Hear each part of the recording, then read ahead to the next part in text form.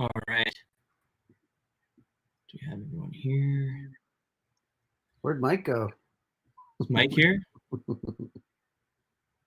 There's Mike. Is. Okay, cool. Oh. All right, sweet. Well, let's get this show on the road. If everyone can hear us, that's great. My name's John. I'm from Protect Our Winters Canada, and I'm joined here tonight by Greg Hill, who is the star and main subject of Electric Greg, as well as Mike Douglas, who is the POW chair of Protect Our Winters Canada and helped co-direct the film that we're going to be watching as well. And off screen, we also have some other of our key partners. So we have Protect Our Winters US, as well as Clean Energy Economy for the Region, CLEAR, who will be with all of us as well in the chat room discussing electric vehicles and the electric vehicle landscape, both in Canada and the US. And so before we start with the screening, Mike and Greg, do you guys have anything you want to add? Oh, I'd just like to say hello, everyone. I hope your Sunday or your weekend went well. If you have weekends with these COVID days where every day seems the same.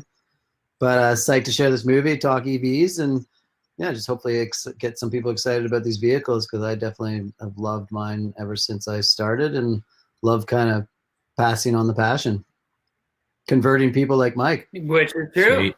The reason that I'm now an EV owner is thanks to this guy, Greg Hill. Inspired me and gave me the confidence to make the jump. And now that I've had an EV for almost a year, I'm loving it. Love talking about it. So if you guys have questions, we're happy to answer.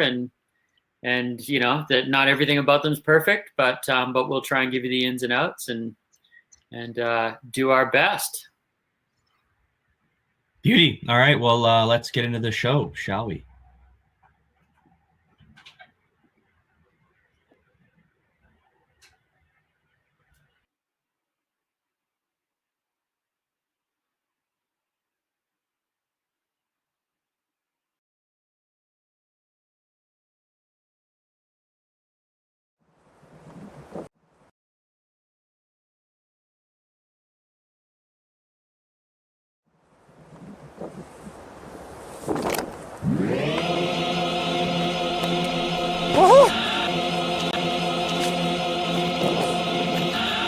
Mountains for me is about exploring.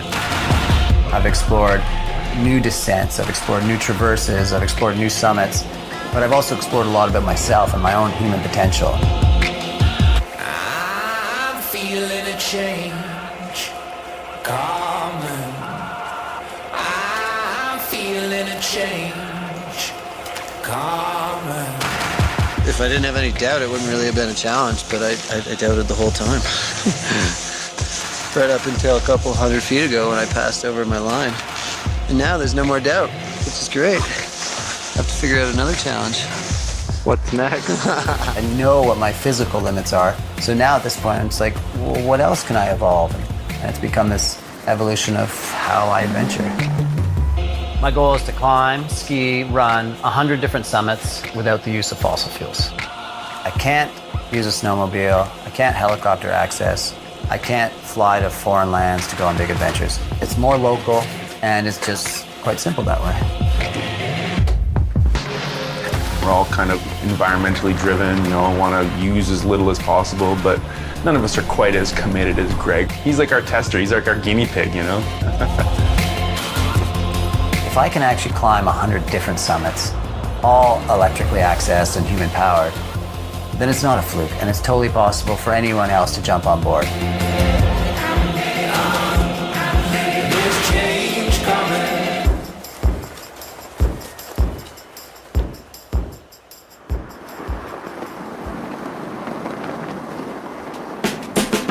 I went from a large diesel truck, 4x4, the biggest badass truck you could have, and I went to a little hatchback that had front-wheel drive. Looks like a car my mom would drive in the city, you know, and really slowly. And we live in Revelstoke, it snows 10 feet a year here, so. Boys trip. Yeah! You got to come up with ideas, and it's like, I guess that's an idea. Is it really something that's going to catch on? We'll see. I thought living in Revelstoke, you're gonna get stuck, man. I've just got my car stuck in a parking lot. That's how I've ever gotten it stuck. I think a lot of people are maybe a little hesitant with the new technologies and thinking that maybe it'll be a challenge for them. I guess the electric car for me is this vehicle for an idea, and it's the idea that I can adventure more sustainably, that maybe there's different ways to do things. When you're so solo, are you going to have a wake behind you of people that are following what you're doing? To me, the biggest challenge of this is I want to show that it's worth trying to be better. For people to change, they have to see value in it. And if they can just see through my own social media, through my own feeds, that I'm changed, I'm a better person, and my life is more fulfilling, then it might help them change.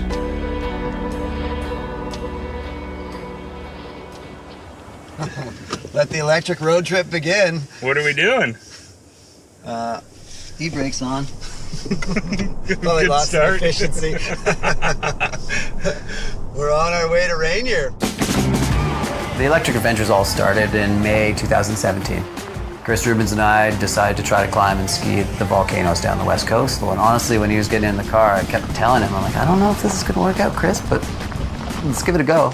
It was a funny trip because at the start of it, you're like, the idea is to take this electric car and ski volcanoes. What's the plan? We have no idea, because is it going to work? We just lost a couple kilometers putting the windows down. Oh, yeah. It was a 4,000 kilometer trip. We rented an electric car that just had a 150 kilometer range. Kind of was the first exploration into it. It's like this fun game of numbers, and that's definitely what Greg's really good at, is crunching those numbers and running it right to the edge. So Chris just told me it's 30 kilometers to the next charger. Can we trust it? We're gonna try to take her to zero and see what happens here. We're on the summit of Mount Hood, Mount Shasta, Mount Rainier. We are at no percent, no kilometers. This is exciting. When has a drive to the mountain ever been this exciting? This is pretty exciting. No percent, nothing left.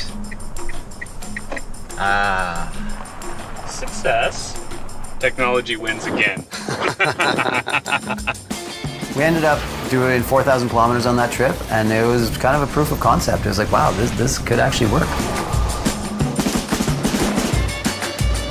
One of the funny things is how attached we got to this whole electric car idea. Not in its normal setting. But looking good. There was something so fun about developing a relationship with it in the future that we took the car to the ocean just to show it the ocean. Like, it didn't make any sense.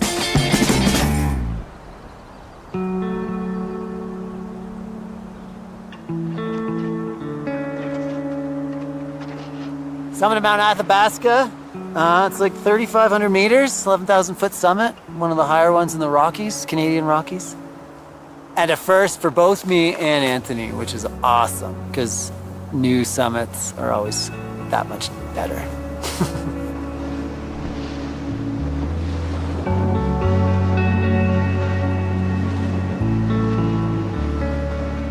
We came up here to ski, but we also came up here to visually see how much the glacier's changed.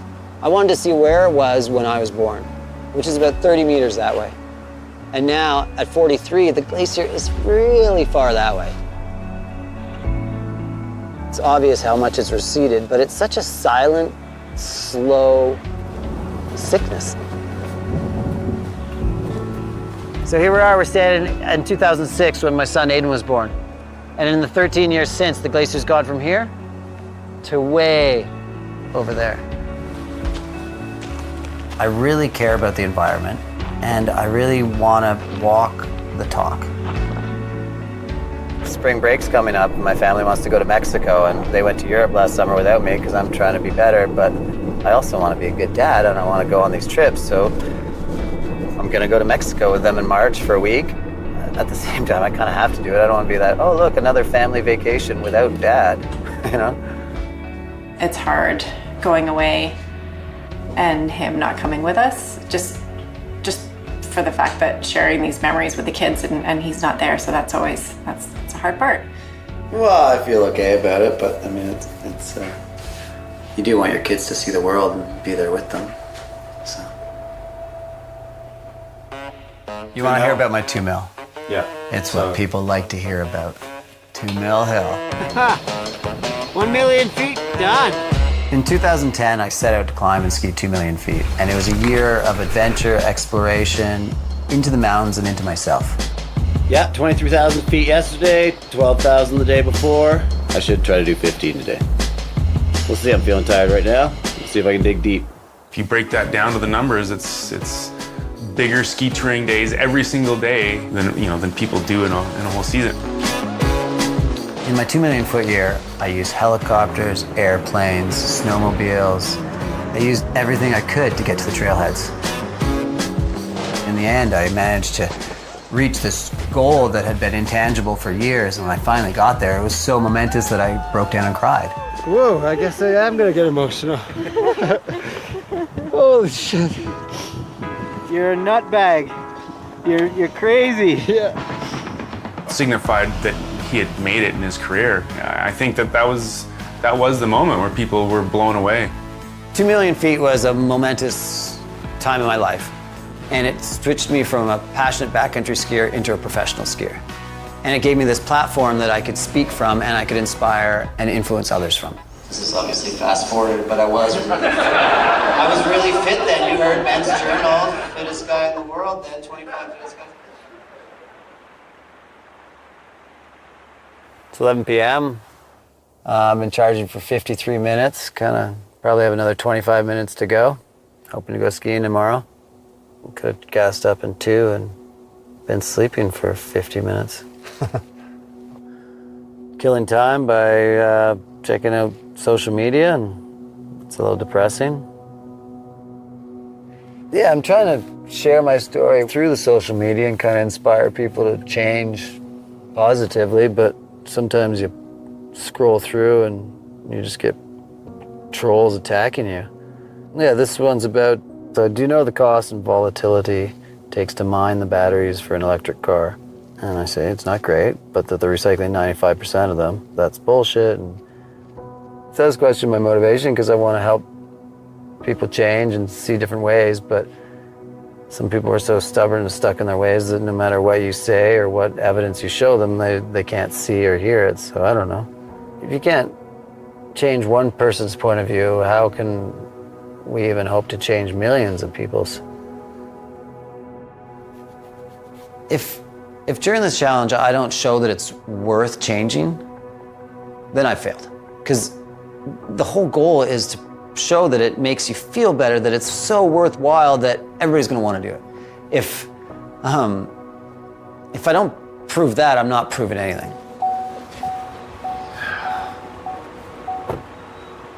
I've been charging for 92 minutes and we're at 98% and it's time to go. I'm done with this.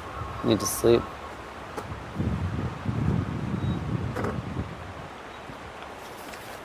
Today I'm psyched. We're going out skiing. And there's a little bit of fluffy powder. Look at this. There's Himalayan powder waiting for us. I'm psyched. In 2014, I'd just done 100 vertical kilometers in a month. I'd just passed my full ski guide exam. I was feeling incredibly confident. And we went to Pakistan on an expedition. I saw this nice angle for a shot and I thought, well, I'll go ski that.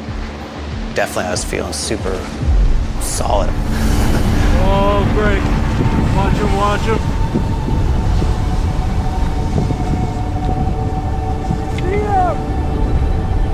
I definitely should have died, but I struggled and fought and didn't give up. Ended up tumbling down for 500 meters, breaking my leg, and survived. How's it going?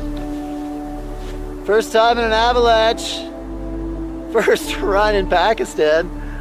After the avalanche, after they dug me out, I was like, grab the cameras, film myself. And it's like, question whether it was all worth it. Everything I've done, the mountains, the places I've been, the things I've seen, it's all so worth it. And for sure there has to be some risk and fuck, yeah, here are the consequences. A really sore shoulder and a broken leg and, almost death, really. But to me, it was all worth it. All the adventures I'd had, all the great moments were worth it if I died then. But that's pretty selfish. after that, lying on the couch healing, I kept thinking like, yes, it was worth it, but what else can I do? Like, how could I have more impact on people than just inspiring them to dig deep and have amazing times in the mountains? Aiden's putting his shoes on.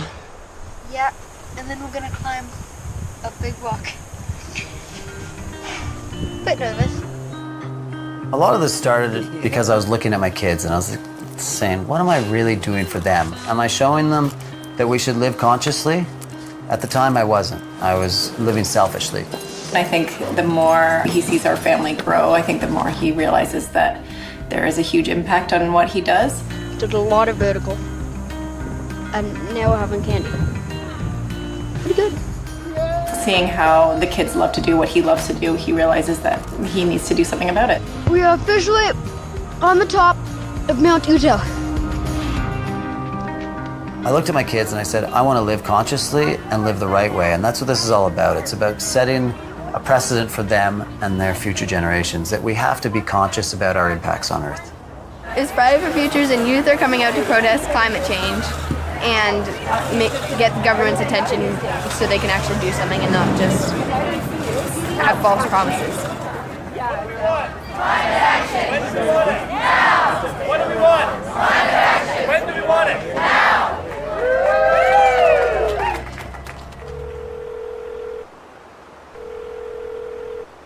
Hello? Hi, I'm just in Lake Louise and I have an electric car and I noticed that you guys have a charger in your basement. Yes, I do. And is there any way that I could pay $20 to park there for 3 hours and charge it this afternoon? In the past, all my goals have had a time limit. It's been in a year, it's been in a day, it's been in a month. For this one, I kept it open-ended because, well, one, I wasn't sure how it was going to go. But I also kept it open because the 100 Summits is going to come and go, but I'm going to keep adventuring electrically. I think Greg has proven that it can be done. Sure, it's not perfect right now, but it's the worst it'll ever be. He's a good leader around here, and we all watch what Greg does, you know, and it kind of like cascades, and I can only imagine it cascades through the whole industry a little bit. This guy, I've been back and forth for months about what I thought of the cars and how they work, and he just bought one, and he's really excited. He's got sent me pictures, and he's so excited to have joined the movement. And it's super cool, because I directly influenced him to buy that car and to make a change.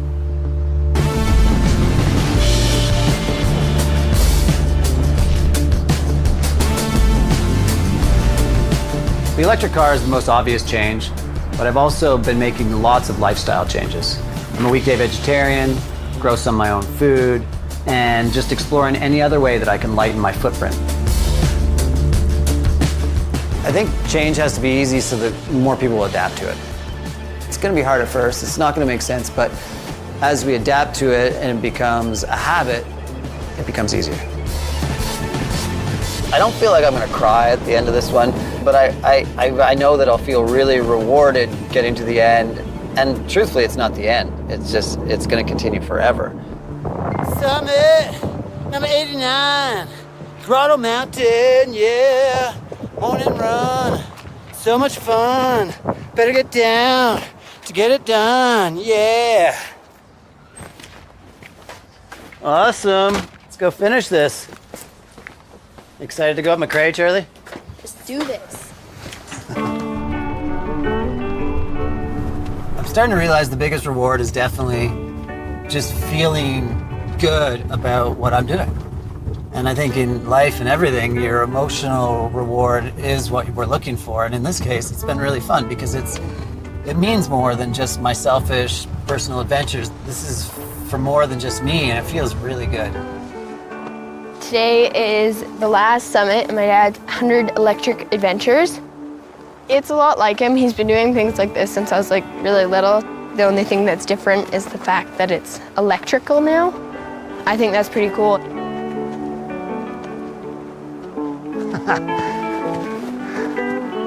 Yeah. That's it. It's never it. It keeps going on, but that's the 100th Summit with Charlie. Thanks, kid. Don't you love me? I do love you. Whether it was numbers and vertical feet, all of those things in the beginning were great, and they were amazing for accomplishing, seeing what your body can do. But then I feel like this one's way more rewarding. It's given him a little bit more purpose and feels like it's not just all about him, it's about others as well. The summit wasn't hard to get to. It wasn't some crazy adventure. But what it means is that I've proved that you can adventure differently. I could have kept doing what I was doing forever, but it wasn't good. I'm not stopping. I'm gonna keep challenging and figuring out what else I can do, but this feels good to be here.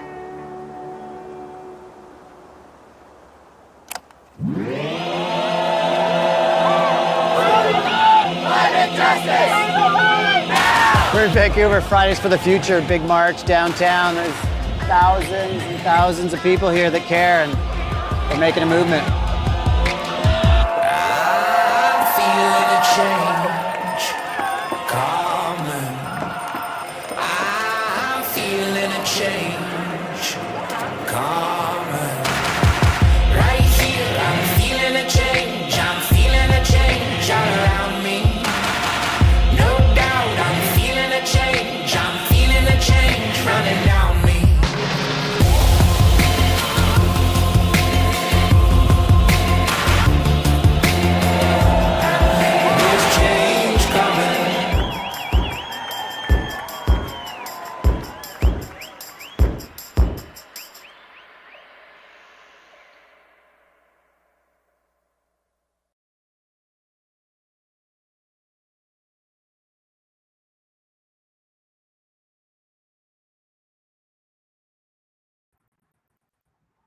There we go.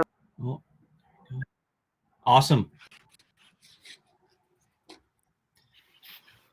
Sweet, great film. That's about the third time I've watched it. It doesn't really get old. It's very inspiring. And I love that you were able to convey both the struggle and sort of the things that we should look forward to and sort of the transition to the electrification of all things. We do have some questions now. We will have some from Clear as well, but just I'll read off the first one here right off the bat is, how did you choose this specific electric vehicle, and did the availability of government tax credits have any big impact or play in your decision? Well, I think one's good because, well, Mike's got a little bit of a different point of view on this because he bought in later. But when I bought in, there was a federal one in Canada that was $5,000 off. Cool. So kind of the way I look at electric cars is I think that they're probably like well, I'm talking Canadian, so $10,000 to $15,000 more than their combustion engine equivalent in terms of, drivability and seats and all that stuff. So you typically end up paying about $10,000 to $15,000 more if you were paying full price. For me, I got saved $5,000, which is awesome. But Mike bought in at the right time. What'd you get, Mike? I bought in a year ago now, and the government, the BC government, the federal government here in Canada had just launched a huge incentive program. So I managed to get $10,000 off the price of the car. So it took it from being, like you said, that 10 to 15 grand more than you'd pay for a comparable gas car, and brought it down to the same price. So for me, it was a no-brainer because I'd been thinking of getting an EV already. Right. I think the biggest limiting factor for me is just finding like vehicles that have enough space and room for us and our junk. Yeah, when I bought in, there was not a lot of cars in 2017. There was Tesla, the Leaf, and then the Chevrolet Bolt finally came in mid-July 2017. I put my order down in December 2016, but there's nothing available. So I'm personally really excited for when my lease is up because which is actually still a year and a bit away.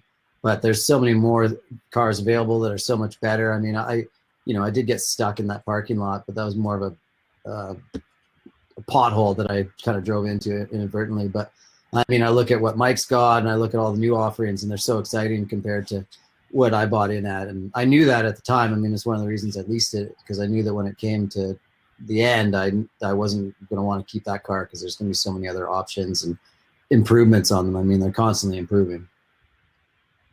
Right. And since 2017 when you first entered the market, have you seen now, you know, almost halfway through 2020, like any significant changes in sort of the infrastructure that supports EVs, like charging stations and like things like that? Oh yeah, I mean, I'm actually really excited to hear some of Mike's point of view because he's bought in a year and I helped convert him, so I'm curious to hear his take. But I mean, when I initially started it, the only reason we went down those volcanoes is because that was the only infrastructure that was in place that you could actually link things up. Right. Especially with the Nissan Leaf with the 100-mile range or 150 kilometers. But with my Bolt from Revelstoke to Vancouver, initially there was some big jumps that I had to do. There were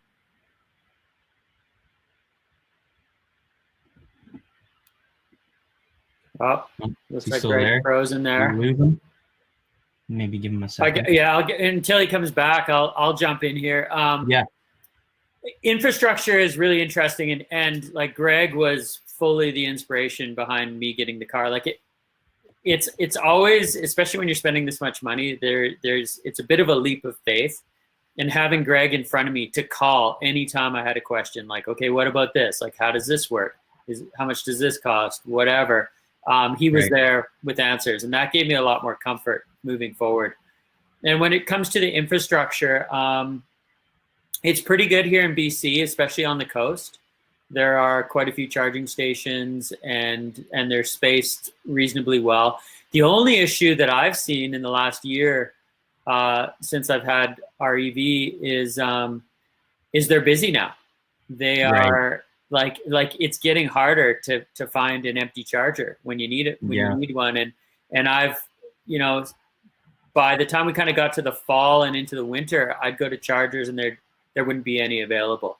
And so that's one of the things that, you know, I guess it's the growing pains, right? Like you build the infrastructure and then the people buy the cars and then, you know, oh, we need to build more infrastructure. That infrastructure typically gets built in the summer. And so for sure during the winter this year on the coast here around Vancouver, Whistler area, it was getting pretty busy. But I couldn't be bummed about that because that just means that people are buying EVs. And right now I just saw a stat recently that said that BC is currently the #1 region in North America on EVs per capita, and EVs are now 10% of new vehicle sales. So it's pretty cool. Makes me feel okay about, you know, not necessarily getting power everywhere I want. Right.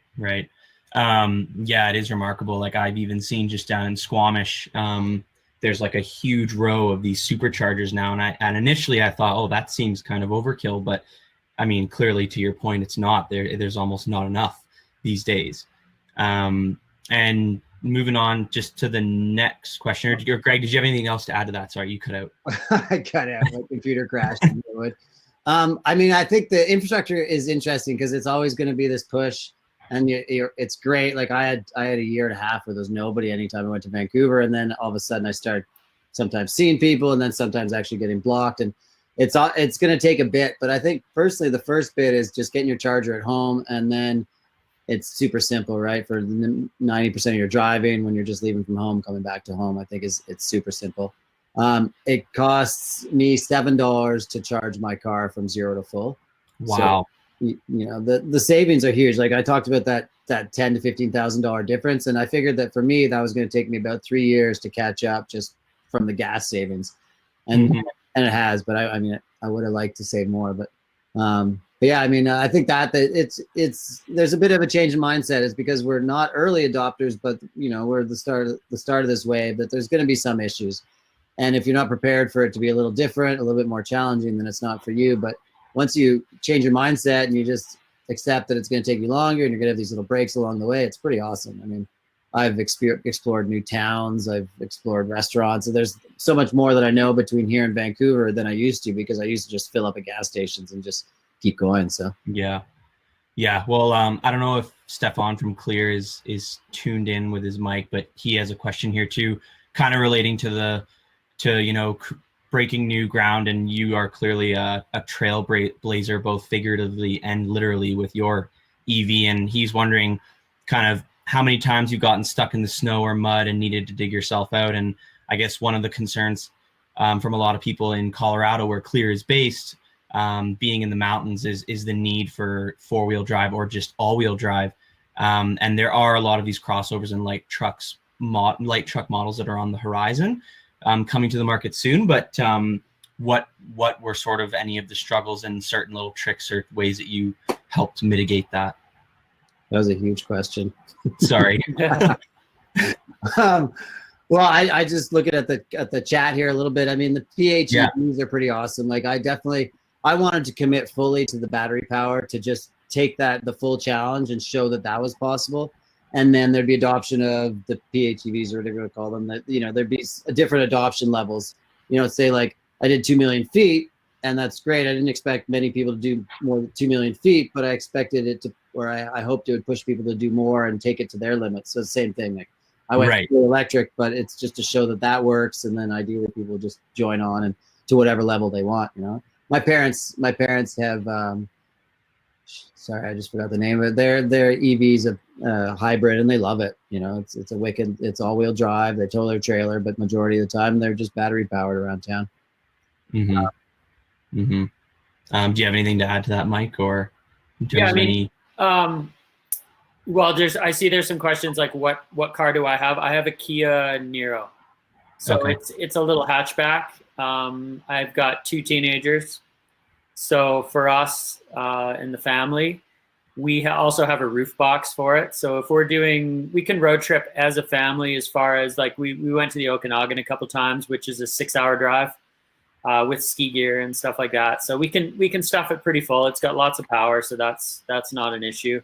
I had, there was a lot of questions going into the winter, especially from my wife, like how is it going to be? We went from a Subaru Outback all-wheel drive. We live in Whistler. It's snowy all the time in the winter, and we've got some hills near our house. And she was quite anxious, actually, about going to 2-wheel drive EV. I'm keen to hear how it went, Mike, because I remember I talked to you right when the slush was happening, and she wasn't getting that Outback traction, and I haven't heard since then. So I'm curious to hear what you got to say. Yeah, well, like the first time it snowed, she kind of freaked out a little bit. Mm-hmm. We put good snow tires on it and had no issues the whole winter. And so it was a normal winter in Whistler. There were 2, you know what, for me, I don't know what you think about this, Greg, but for me, the bigger issue than not having all-wheel drive was actually clearance. Mm-hmm. They're pretty low because of the way the battery sits in the base of the car. Yeah. And so there were times when, like, when the snowplow comes and plows a big wall in front of your house, I'd have to do 5 extra minutes of digging compared to what I had to do for the Outback, because I just wanted to make sure that we weren't going to have any clearance issues. I also did one road trip last year to Revy, actually, Greg, right around New Year's. And it had snowed a ton, like it snowed a meter or something. And the highways had been closed for a couple of days. And right after they opened it up, I actually ended up taking my pickup truck because we were on a work trip and we just had masses of gear. But I remember thinking like, ooh, this in the EV would not be good right now. Like there was like foot deep potholes on the Trans-Canada and stuff. So those are, coming out of the driveway that one time and that one road trip were the only times that like an EV would have been a little like dodgy, but the rest were fine. And my wife's anxiety went away. It's actually not even the EV. It's more that it's a 2-wheel drive car, and we live in mountainous environments, right? Yeah, exactly. But the thing is, like, the performance of these cars is so good, and they're so smart with the technology built in. The traction's amazing. I mean, yeah, we didn't have any spinning issues at all this winter. Yeah, when I drove back from Jackson Hole, not this winter, the winter before, and it was this 3-day snowstorm, and there's people in the ditch everywhere. And I agree the clearance is a total issue, but I would just kind of kept cruising. I'd see all these trucks in the ditches, and I just kind of, the low batteries is low weight, and I feel like it drives well that way. I thought I've actually never even slid out with mine, so I've been pretty impressed. But same as you, I went with a winter tire that I trusted, whatever that one is with crushed walnuts, and it just sticks to the road. It's pretty awesome. Yeah, very cool. Likewise. The powder's lighter in Revelstoke too, so driving through the powder is pretty easy in mine in Revy. Oh, because it's so dry. Yeah. Yeah, exactly. Not like this. It's like 2 feet of elephant snot out here, but we were fine. Yeah. Chris, I would like to know what the number one thing you think as an individual you can do to help the environment. Ooh, that's a bit of a question for you guys. What do you think? There's definitely not really a perfect answer, but off the top of your head, what would be your biggest thing? Go for it, Mike. Well, the first thing is vote. Yeah. And in the U.S., obviously a huge election coming this year. It's really clear, it's really clear where those leaders stand on things, and you have one leader that denies everything, and the other option has to be better. It's I really like that outdoor state video. It does make a lot of sense, especially in the U.S. It's like doesn't matter where you are, the outdoors is important. That's what you got to vote for. Yeah. The next thing I would say is something that doesn't get talked about a lot. Is look where your investments are going. Whether we like it or not, the climate change is fueled by money. Wherever, if your retirement funds are going into mutual funds that are backing fossil fuel companies, you're helping fuel that. And I looked into my investments quite a few years ago now, but I was shocked and it freaked me out to see that my entire retirement funds were helping fuel all these things that I was totally against. So yeah, it could be that's what's that? It could be your biggest impact versus going weekday vegetarian or electric car. Like your biggest impact could be simply changing where your money is. Yeah, I think so. I think it's something that's overlooked. Like we always talk about reduce, reuse, recycle, and trying not to drive as much and all these type of things. But really, man, the money pipeline is huge. It's huge. It's the ultimate pipeline, really. Hey. Yeah. Yeah, and if you guys have any more questions in the audience, please fire away. I've got a couple other questions here. Oh yeah, Pal US is wondering any good charging stories that you guys have. I know there was one in the movie that you had there, Greg, where you had to hang out there for a couple hours at night to get some juice. Yeah, well, that one was dealing with the infrastructure and the fact that we were going into Alberta, which is an oil country, and they've gotten better since then. But at the time, to get to where we needed to go to adventure, I needed a full charge, and typically you play this 80% game where it charges really fast for the first 80% and then charges slow after that. So typically when you're on the road, you only go to 80%. So that was one of the more frustrating moments. When I was going to Jackson Hole my first time, there's a big jump where there was no chargers, and I found through some app, Plug and Share, some guy offered his personal charger, and so randomly ended up in some small town in the middle of Idaho, and charged at this guy's house, which was neat, nice little social interaction and fun little meetings. And then he told us where to go while my car was charging at his house, and we went and wandered through this cool little town and learned this whole historical bit of these underground gambling dens in this little town in the middle of America. And it was super cool because obviously if I just stopped to pick up gas, to fill up with gas, I wouldn't have had any of that. So that was really neat. There is this whole community and everybody's kind of trying to help each other get through, well, in that case, that drive or whatever. And that was pretty fun. I'm trying to think of others. You got any, Mike? Well, yeah, I mean, I remember calling you freaking out. You'll probably remember too. We were road tripping to the Banff Film Festival. Oh yeah. So that was my first big road trip in an EV. Going to Whistler to Banff. It's like 800 kilometers, 500 miles, 10-hour drive. And I'd kind of mapped it out where I needed to charge along the way. And I stopped for the first charge. I think it went fine. Went and tried to stop for the second charge. And for some reason, the charger wasn't working. And I thought, oh, okay, well, I don't know. This one's just not working. So I went to the next one. Plug in. It's not working. I'm like, what's going on here? And then I'm starting to get nervous because as you skip them, you're driving further. And then I remember I called you from, what's that called there near Revelstoke? Chase? Yeah, the big long straight stretch in the highway.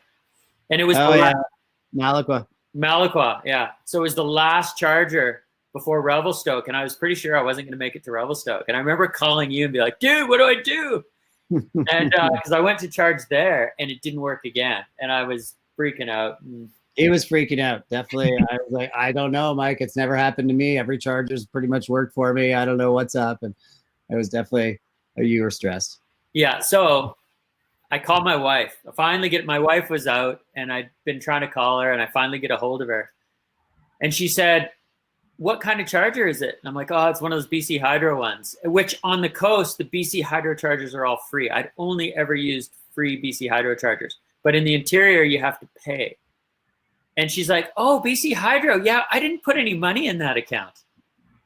So the reason it wasn't working, because you scan your app and it's like, well, no, there's no money there, so you're not charging.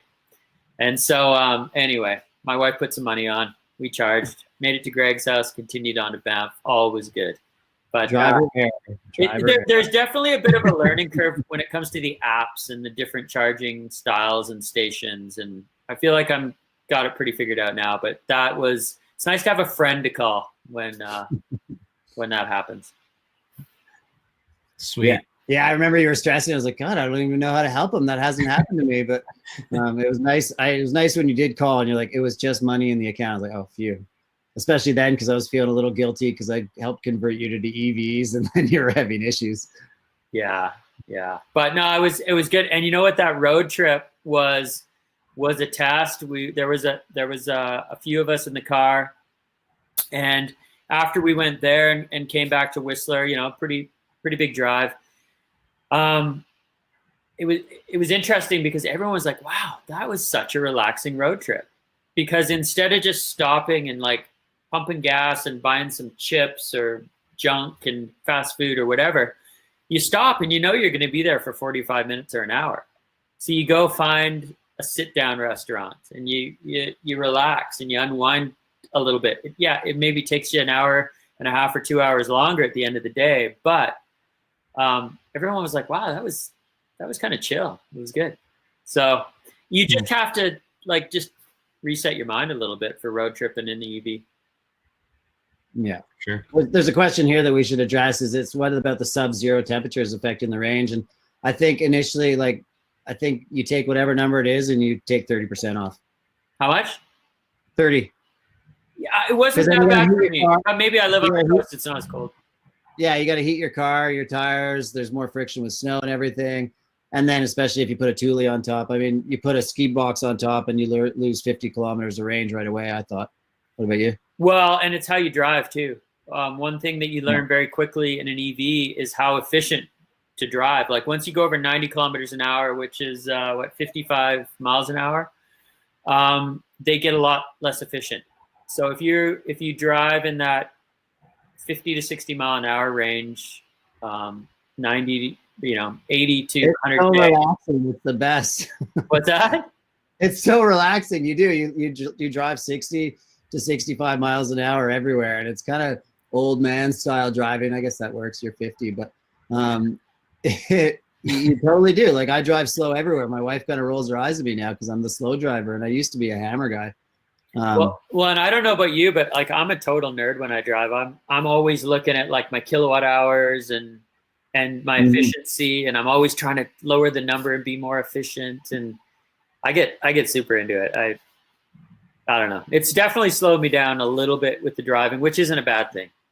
Yeah, exactly. But yeah, I mean, cold performance. Does your car, my car, when you get under, I think it's 6 degrees Celsius, there's a battery heater that comes on. Yeah, I think exactly that you guys have a bit of a lead on me because your car is much newer. So that heated battery does help a ton. Yeah, it brings your battery up to temperature and then your batteries run more efficiently. So yeah, I want to say that I was about 15 to 20% off on range in the cold as opposed to 30. Yeah. But one thing I noticed, you notice little things. For example, one thing that really surprised me is how much friction there is in driving on wet roads. Yeah, you hear the friction of the tires without the motor. You actually hear them sticking more. Well, yeah, and you can just you just see that you're just not efficient when it's, you hit a rainstorm or whatever. There's a lot of water on the road, and you just watch your efficiency go down. So stuff like that was kind of interesting, I thought, for sure. Yeah, we should probably stop everything and answer Jeremy Jones's question here about the electric snowmobiles. Oh yeah, yeah. You're in tune with that more than I am. Well, I'm in tune, but COVID totally screwed it up. So in April, they were coming out for this West Coast tour this year. The electric snowmobile Taiga company out of Montreal. And it was going to be, I tried their snowmobile, I think it was 2 years ago, might've been 3, and it had some limitations, and they've definitely spent a lot of time changing it. And, it's supposed to go probably about 80 miles on a charge. And I was really looking forward to testing it out and really seeing the reality of it. And sadly, it was going to be April, and none of us were able to do anything in April like that. So it didn't happen. But from what I understand, they definitely are much better than they were years ago. And I mean, for me, snowmobile access, ski touring is I can't wait to get back to it. And typically we only go 30 kilometers, 15 in, 15 out. So to me, the range, especially in a snowmobile, is not going to be an issue. Towing it with my little electric car is going to be a little issue, but there's no doubt the next winter, that's one of the things I'm pushing for, is to get one of their snowmobiles and have it so that I can, 1, adventure further, and 2, just test it and again, kind of see if it works well and if it can work for us and for adventures. Yeah, never tried it. One of the cool things is watching the technology change, because it's kind of one of those accelerating curves. It's like when the first EVs are the worst EVs there'll ever be, and the technology today is the worst it'll ever be from this point forward. I mean, the innovation and the spin-offs coming are incredible. And I think it was mentioned in the film there, Greg, but and we hear this all the time. One of the biggest negatives you hear as an EV owner is, the precious metals to make the batteries are awful for the environment and mining and all this stuff, which is true. I mean, there's no getting around that. The lithium ion battery is not ideal, but I don't know if anyone here follows solid state battery technology and innovation, and that's just super exciting. Like to see what's going on in development of that is really cool. And I view sort of this stage we're at right now with these lithium ion batteries as being a stepping stone to help us get the know-how to get to that next level. Yeah, exactly. Yeah, the demand has to be there to create change. So the demand is definitely there, and those batteries are changing. I mean, I don't doubt that in 5 years they're going to be way better, and that they're going to be able to recycle more. I mean, there's a company in Ontario that recycles 80 to 95% of batteries. So right there, that's even a pretty good step, right? 95%. If your battery could be recycled 95%, that'd be huge. I personally, with my car battery, because, well, it's the least, but if I'm going to keep it eventually, I might eventually turn that into something that helps power my house. Solar panels into that, there's other ways to think about it, and I'm sure we're going to figure it out. But the more of us that adopt it now, the quicker the changes are going to be. Well, it all comes back to what we were talking about earlier with the money pipeline, right? I mean, if people are investing, if they're buying EVs, they're investing in these companies, that technology develops faster. And that's the direction. The money pushes everything in the direction it wants to go. And so that's what excites me about this, is looking at these numbers. 10% of vehicle sales in BC now are EVs, and that number is growing all over North America and all over the world. And once it hits sort of that critical mass, there's no going back. And already, like you hear, this COVID-19 is bringing a lot of this stuff to light, where people are looking at virtual a total collapse of our economic system right now, and hard choices have to be made as to where the money goes from here. And so I caught a little piece of an interview with the president of Daimler Chrysler the other day, or Fiat or whatever it is, and he was basically saying the internal combustion engine is done. It's we'll make them and phase them out, but there's no going back. I mean, who hasn't watched a Rivian video or a Cybertruck video and just been like, oh my God, the range is better and everything. Like, who isn't excited for those? I mean, I can't wait to have one of those. Electric. It'd be pretty cool to be going on truck. What? It'd be pretty cool to be going on a silent snowmobile, on a silent sled. That would be a pretty neat. Hitting a POW field quietly Yeah. would be really amazing. Just all you can hear is the snow. Yeah. That'd be pretty. Some people might hate it at first, but I think it'd be pretty cool. Yeah, I mean, there are the motorheads that love the sounds of engines, and they're going to be hard. But overall, I mean, my neighbor the other day was showing off his electric lawnmower because he was just like, "Ooh, Greg, I got you here." And he was, he'd done all sorts of research and he had the best one, and it was awesome. I mean, he likes to mow his lawn early, and it won't matter anymore because it's this quiet, stealthy little thing. So, someone was just asking how long the EV batteries typically last in vehicles. That's a tough one. I mean, I'm a part of a Bolt, Chevrolet Bolt Facebook thing, and a couple guys are at 300,000 kilometers, and at 300,000 kilometers, I think they lost 5% of their power or their kilowatt hours total, and they hadn't done any maintenance. That's something we haven't even talked about. I mean, I'm at 75,000 miles in my car, and I haven't done any maintenance except for windshield washer fluid. You do nothing. It's amazing. But yeah, I mean, we don't really know how long the batteries. There's a Volt that was at 500,000 miles, I think. There's a ton that have gone huge distances. So it'll be really, it's tough to say. It depends on your charging. It depends on so many things. Yeah, I've heard kind of similar, and you do lose performance over time. But one of the things I learned that I didn't know at the start is how to charge. Like to charge instead of charging to 100% every time. You charge mostly to 80%. You try to keep your EV in the 20 to 80% range. Ideally, it gives you better battery life, and then you can bump it up when you need it. Can you explain that? Why, Mike? Well, I don't know. I mean, I always plug my phone in and just leave it go to 100%, but. Apparently, there's a crystallization process that happens, and that minimizes the crystallization. How's that? Do I sound smart, Greg? Pretty good, yeah. I like this wrap-up question is, what is your favorite thing about all the changes you guys have made? And I think I'll start with Mike. I want to hear what Mike's thought is on this now that he's been an adopter for over a year. I saw that you ate vegetarian meal tonight. That looked pretty tasty. Yeah, I mean, well, my wife and I have used the COVID-19 stay-at-home time to really, I want to say I was probably 80% vegetarian before this struck, but now I'm like 95. We've used it to get creative with vegetarian cooking, and I'm really enjoying that. Actually, I'm feeling good, feeling good on my mountain bike right now, which I don't know if they're connected, but I'm going to run with it. And I'm feeling good about that. I'm feeling good also about, looking at now that I haven't been on an airplane in many, many months, I'm looking at the carbon I'm burning in my daily existence, and it's really low. So I'm feeling good about that. Yeah, I think it is pretty amazing. There's been some great things coming out of all this COVID stuff for sure. And those changes are going to echo. I mean, less international flights, more remote business meetings, all that stuff is actually, it's pretty encouraging. It's discouraging everything that's happening, but there's so many great things that are going to come out of it. I can only imagine that international travel for business is going to be cut down huge.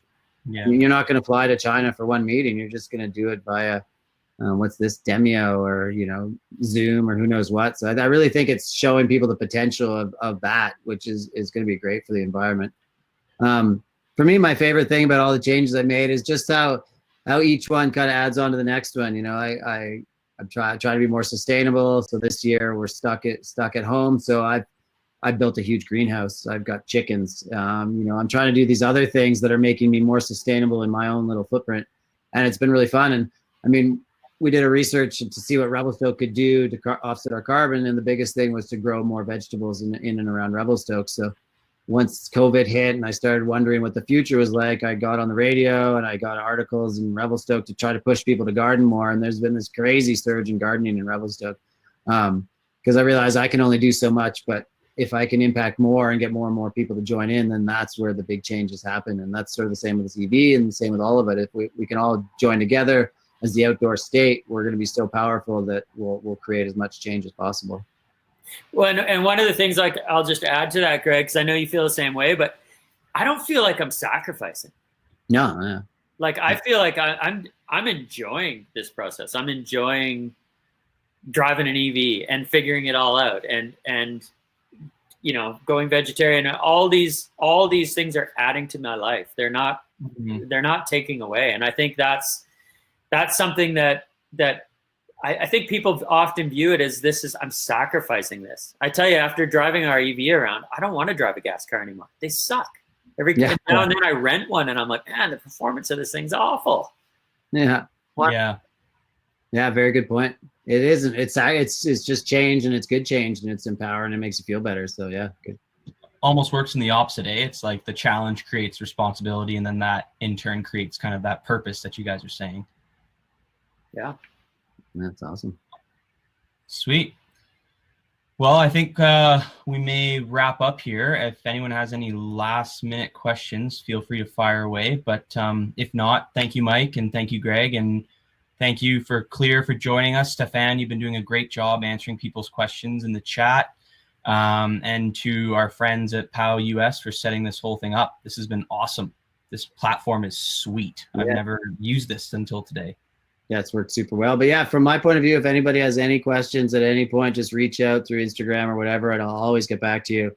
I think it's important to be willing to ask questions and figure it out. And I'd like to help you guys along. If you're, I saw the poll, lots of people were considering it. Price is an issue, but once you commit, you're actually saving a bunch of money overall. And yeah, if you want to reach out, have any questions, just anytime.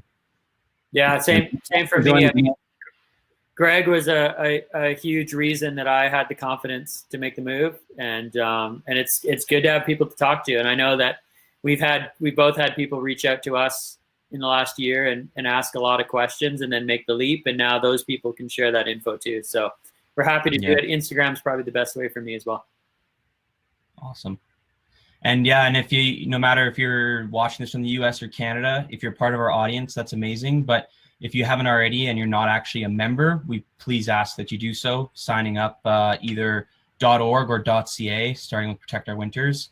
And yeah, we'd love to get you on board. Yeah, awesome. Cool. Have a good Sunday night, everyone. All right. Have a good night, everyone. See you guys. Are we Xing out, or what happens? I don't know.